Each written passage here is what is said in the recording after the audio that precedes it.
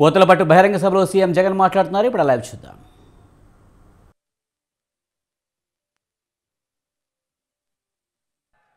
ప్రజలిచ్చిన అధికారాన్ని ఇంటింటి ప్రగతి, ఇంటింట అభివృద్ధి, ఇంటింట మంచి, పిల్లల భవిష్యత్ కోసం సత్యనిష్టతో ప్రజలిచ్చిన అధికారాన్ని ఉపయోగించి అందరి ప్రభుత్వం మంచి చేసి ఓ వైపున ఉంది. ఇక మరోవైపు చూస్తే గతంలో ఒకసారి కాదు, గతంలో 3 సార్లు అధికారంలో ఉన్నా కూడా ఆ 3 సార్లు కూడా అబద్ధం, మోసం, అన్యాయం, తిరోగమనం, చెడు, చీకటి వీటిని ప్రజలకు రిటర్న్ గిఫ్ట్గా ఇచ్చిన చంద్రబాబు బృందం మరోవైపున మన కళ్ళ ఎదుటే కనిపిస్తా ఉన్నారు. ఈ ఎన్నికలు జగన్కు చంద్రబాబు నాయుడుకు మధ్య యుద్ధం కాదు.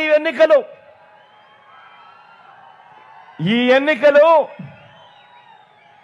ఒక హ్యాబిచువల్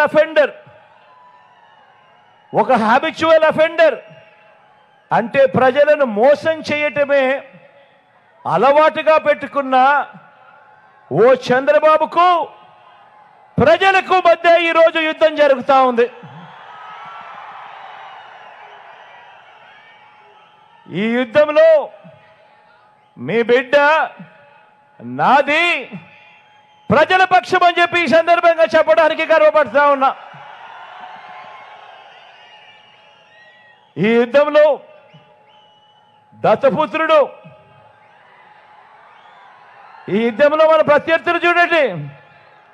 ఈ యుద్ధంలో ఓ దత్తపుత్రుడు, ఓ ఎల్లో మీడియా అంటే ఈ పాటికే మీకు అర్థమై ఉంటుంది. ఓ ఈనాడు, ఓ ఆంధ్రజ్యోతి, ఓ టీవీ5 వీరందరూ కాక ఈ రాష్ట్రాన్ని విడగొట్టిన పార్టీ, ఈ రాష్ట్రాన్ని ప్రత్యేక హోదా ఇవ్వకుండా అన్యాయం చేసిన మరో పార్టీ, వీరంతా కూడా ప్రత్యక్షంగాను పరోక్షంగాను రాష్ట్ర ప్రజల వ్యతిరేక పక్షం. వీరిది చంద్రబాబు పక్షం. వీరందరూ యుద్ధం చేస్తూ ఉన్నారు. వీరందరూ యుద్ధానికి వస్తూ ఉన్నారు కేవలం మీ బిడ్డ ఒక్కడి మీద.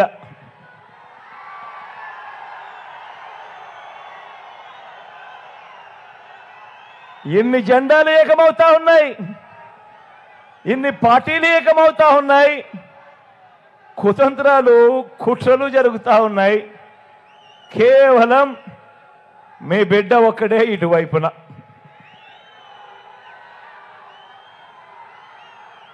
మరి మే 13న జరగబోయే ఎన్నికల సంగ్రామంలో మనందరి ప్రభుత్వానికి మద్దతు ఇవ్వడం ద్వారా మే 13న జరగబోయే ఎన్నికల్లో మీ బిడ్డకు మీరు తోడుగా ఉండడంతో మనందరి ప్రభుత్వానికి మద్దతు ఇవ్వడం ద్వారా పేదలు, పిల్లలు, అక్క చెల్లెమ్మలు, అవ్వ తాతలు, రైతులు, బడుగులు, బలహీన వర్గాలు, మైనారిటీలు, వృత్తి వర్గాలు వీరందరి తరపున నిలబడి వీరందరినీ రక్షించేందుకు మీరంతా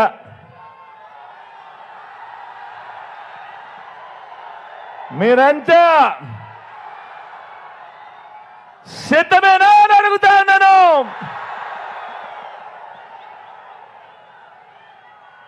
ధర్మాన్ని గెలిపించడానికి విలువలు, విశ్వసనీయతతో కూడిన రాజకీయాలు తేవడానికి మీరంతా కూడా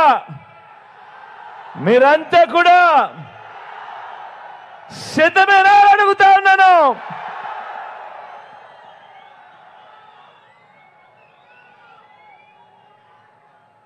అవినీతి జీవుల్ని,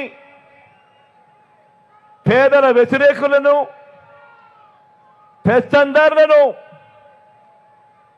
ఓడించేందుకు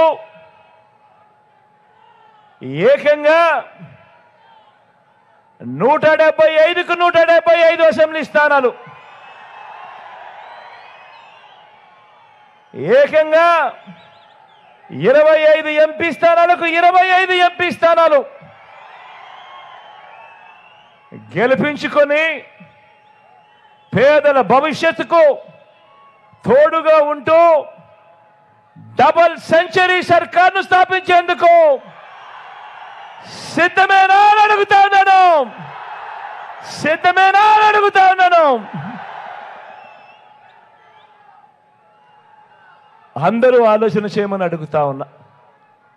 ఇదే గడియల్లో, ఇదే సమయంలో ప్రతి ఒక్కరూ కూడా ఆలోచన చేయమని కోరుతా ఉన్నా. ఒక మనిషి జీవిత కాలంలో ప్రతిరోజు కూడా ఎంతో విలువైనది. ఒక మనిషి జీవిత కాలంలో ప్రతిరోజు విలువైనది. మరి అలాంటిది మీరు వేసే ఓటుకు అర్థమేమిటో తెలుసా? మరి అలాంటిది మీరు వేసే ఓటుకు అర్థము ఏకంగా 5 సంవత్సరాలు, ఏకంగా వచ్చే 5 సంవత్సరాలు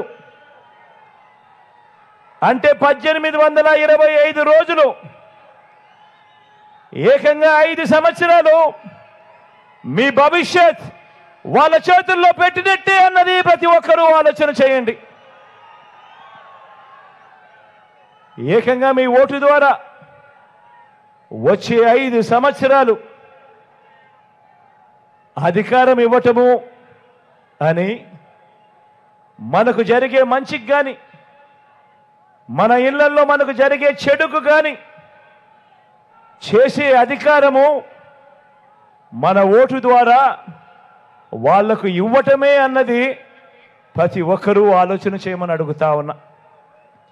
కాబట్టి వచ్చే 5 ఏళ్లలో మన ఇంటి అభివృద్ధిని, మన ఇంటి సంక్షేమాన్ని, మన పిల్లల భవిష్యత్తుని, మన ఆదాయాన్ని, ప్రభుత్వం మనకు అందించే సహాయాన్ని, ఎవరి వల్ల మంచి జరుగుతుంది, ఎవరి వల్ల చెడు జరుగుతుంది అన్నది దృష్టిలో పెట్టుకొని మీ కుటుంబం అంతా కూడా కూర్చొని ఆలోచన చేయమని అడుగుతా ఉన్నా.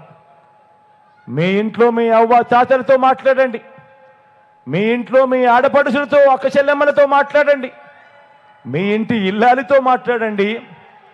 చిన్నపిల్లలని వదిలేయకుండా పిల్లలతో కూడా మాట్లాడండి, అభిప్రాయం తెలుసుకోండి.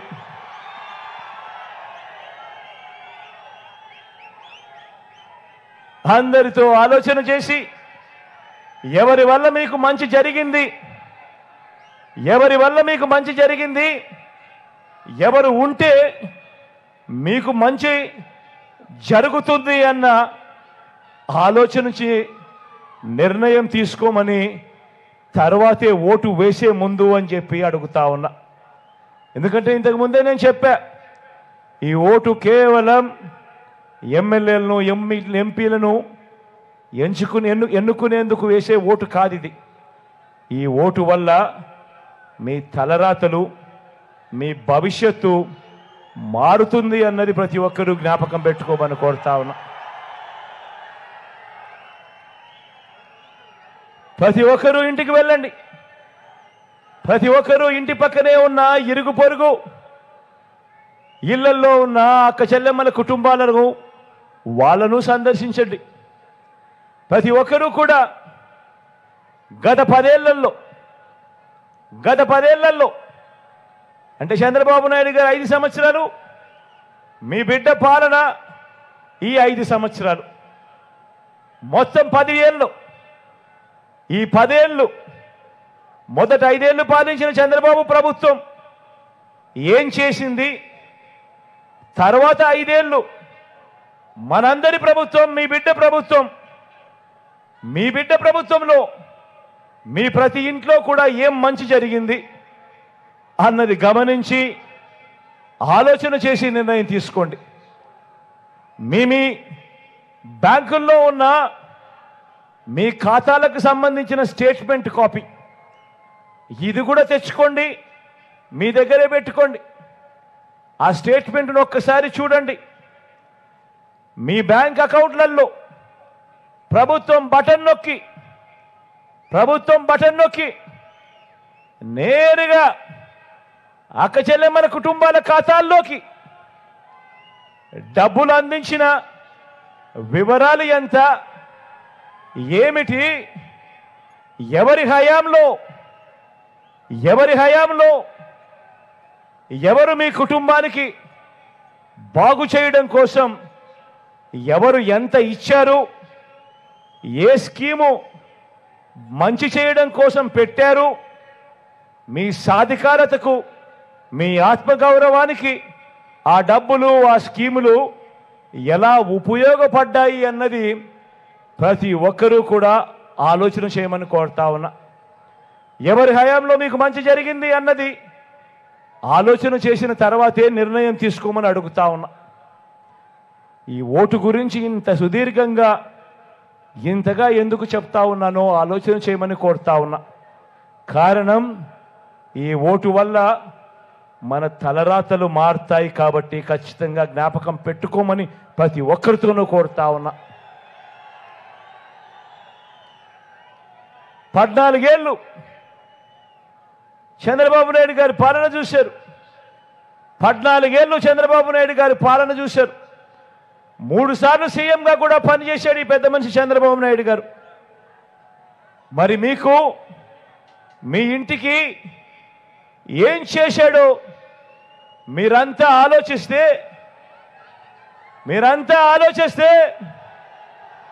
మీ బ్యాంక్ ఖాతాలను మీరు గమనిస్తే, ఆయన పాలన చూస్తే, ఆయన పేరు చెబితే ఒక్కటంటే ఒక్క మంచైనా గుర్తుకొస్తుందా? ఒక్కటంటే ఒక్క స్కీమ్ అయినా ఆయన పాలనలో చేసింది గుర్తుకొస్తుందా అని అడుగుతా ఉన్నా. కనీసం ఒక్క రూపాయి అయినా మీ బ్యాంక్ ఖాతాలకు ఆయన జమ చేసినట్టు కనీసం మీ ఖాతాల్లో అన్నా కనిపిస్తుందా? ఇలా అబ్బా 2 చేతులు పైకెత్తారా? ఇలా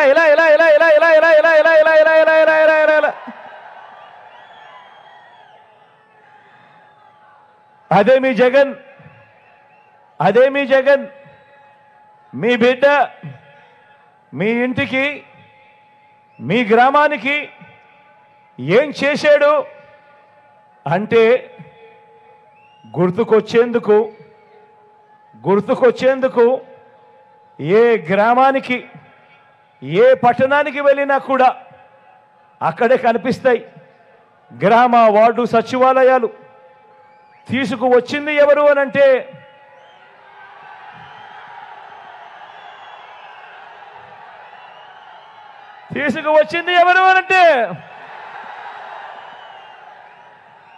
గుర్తుకొచ్చేది మీ జగన్.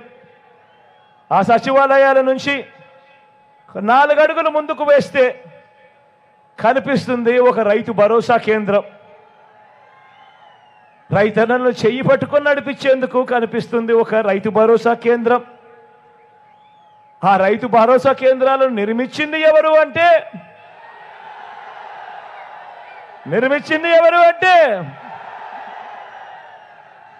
మీ జగన్ మీ బిడ్డ. మరో 4 అడుగులు అదే గ్రామంలో మరో 4 అడుగులు ముందుకు వేస్తే కనిపించే గవర్నమెంట్ బడి. ఆ కనిపించే గవర్నమెంట్ బడిని నాడు నేడు ద్వారా పూర్తిగా రూపురేఖలన్నీ కూడా మార్చి అందులో ఇంగ్లీష్ మీడియం తీసుకువచ్చింది ఎవరు అంటే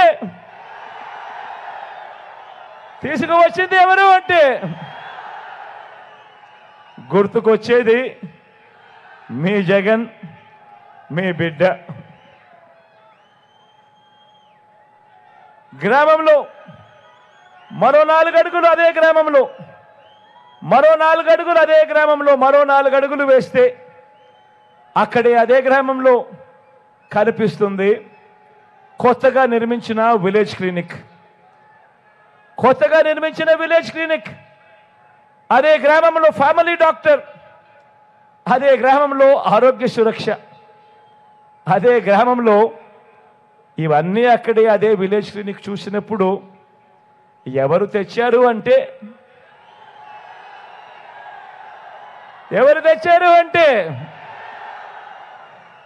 గుర్తుకొచ్చేది మీ జగన్, మీ బిడ్డ. ఇంటింటికి పౌర సేవల్ని డోర్ డెలివరీ చేస్తూ, పేదల ఆత్మగౌరవాన్ని నిలబెడుతూ, ఆ అవ్వ తాతల ముఖాల్లో 1వ తేదీ వచ్చేసరికి, అది సెలవు దినమైనా సరే, అది ఆదివారమైనా సరే, 1వ తేదీ వచ్చేసరికి ఆ ఇంటికే వెళ్ళి తలుపు తట్టి చిరునవ్వులతో గుడ్ మార్నింగ్ చెబుతూ, ఆ అవ్వ తాతల ముఖాలలో చిరునవ్వులు, ఆనందాలు తీసుకువస్తా ఉన్న ఆ వాలంటీర్ వ్యవస్థ తెచ్చింది ఎవరు అంటే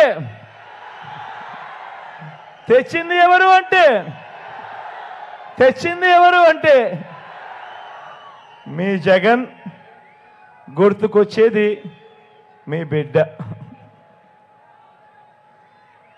ప్రతి గ్రామ సచివాలయానికి అనుసంధానంగా మన గ్రామంలోనే మహిళా పోలీస్ వ్యవస్థ తీసుకువచ్చింది ఎవరు అంటే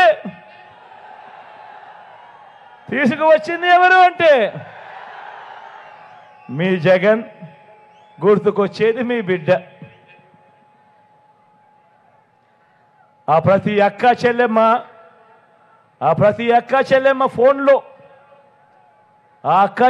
ప్రతి ఫోన్లోనూ వారి భద్రత కోసం దిశ యాప్ను డౌన్లోడ్ చేసుకొని, ఆపదలో ఉన్న అక్క చెల్లెమ్మ ఎప్పుడైనా కూడా SOS బటన్ నొక్కినా, లేదా 5 సార్లు ఆ ఫోన్ ఇలా షేక్ చేసినా వెంటనే అక్క చెల్లెమ్మకు ఫోన్ వచ్చి 10 నిమిషాల్లోనే అక్కడే పోలీస్ సోదరుడు వచ్చి, చెల్లెమ్మ ఏమైంది అని అడిగే పాలన వచ్చింది, తీసుకువచ్చింది ఎవరు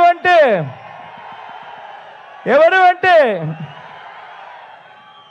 గుర్తుకొచ్చేది మీ జగన్, గుర్తుకొచ్చేది మీ బిడ్డ. అదే గ్రామంలోనే ఫ్యామిలీ డాక్టర్, అదే గ్రామంలోనే ఆరోగ్య సురక్ష. ప్రతి ఇంటికి కూడా విలేజ్ క్లినిక్స్తో అనుసంధానమై జల్లడ పడుతూ ఏ ఇంట్లో ఎవరికి ఏ టెస్టులు కావాలన్నా ఆ టెస్టులు ఉచితంగా చేయించి, మందులు కూడా వాళ్ళ చేతుల్లో పెట్టి, ఏకంగా ఆరోగ్యశ్రీని 25 లక్షల దాకా ప్రతి పేదవాడికి అందుబాటులోకి తీసుకువచ్చింది ఎవరు అంటే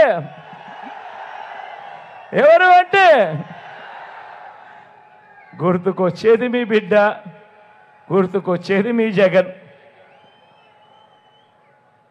ఇప్పుడు ఏ గ్రామాన్ని తీసుకున్నా కూడా ఆ అక్క చెల్లెమ్మల పేరిట ఇచ్చిన ఇళ్ల పట్టాలతో అక్కడే నిర్మాణం అవుతా ఉన్న కాలనీలు, ఆ కాలనీలు చూస్తూ ఉంటే, ఆ ఇళ్ల నిర్మాణాలు జరుగుతూ ఉన్న కాలనీలు చూస్తూ ఉంటే గుర్తుకొచ్చేది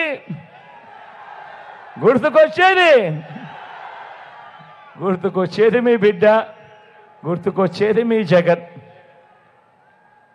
ఎప్పుడు చూడని విధంగా, రాష్ట్రంలో ఎప్పుడూ జరగని విధంగా, గతంలో ఎప్పుడూ కూడా కనీసం ఇలా చేయగలుగుతారా అంటే కూడా కనీసం ఆలోచనకు కూడా రాని విధంగా, ఎప్పుడూ జరగని విధంగా ఏకంగా 2,70,000 కోట్ల రూపాయలు మరోసారి చెప్తా ఉన్నా, ఏకంగా 2,70,000 కోట్ల రూపాయలు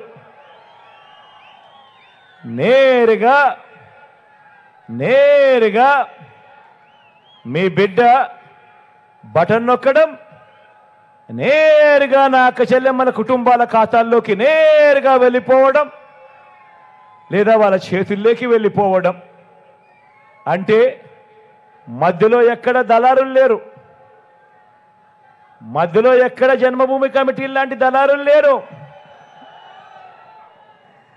లంచం అనే మాట ఎక్కడా లేదు, వివక్షకు అసలు చోటే లేదు.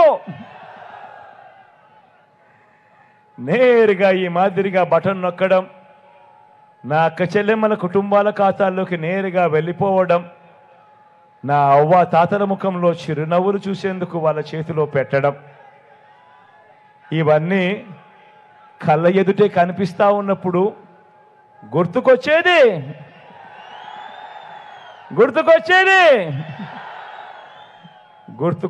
మీ బిడ్డ, గుర్తుకొచ్చేది మీ జగన్.